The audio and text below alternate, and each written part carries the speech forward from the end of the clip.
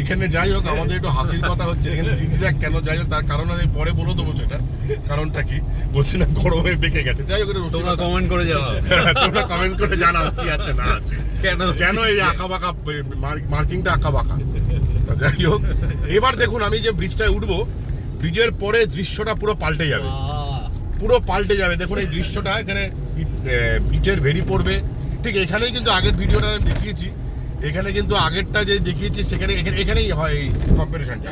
দেখুন এবার ডান দিক বাঁ দিক দুপাশ মিলিয়ে, হ্যাঁ ওদিকটা দেখবেন ওই জায়গাটাতেও হয় আপনার ওই ইয়েটা বাইচ রেসিংটা আর কি, ওই দূরে যেটা দেখা যাচ্ছে আর কি জলটা, ওই জলের মধ্যে হয়।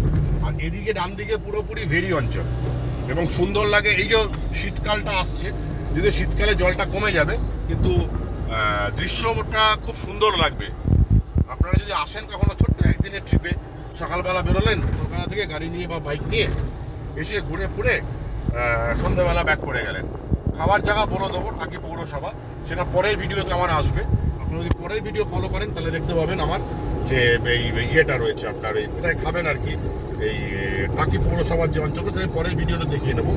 আর এটা পুরোপুরি ভেরি অঞ্চল এখানে। এবার আসতে সামনে মালঞ্চ মাছের পট্টি, সেটা ফেরার পথে আমি তুলবো ভিডিওটাতে, পরের ভিডিওতে পাবেন আর কি।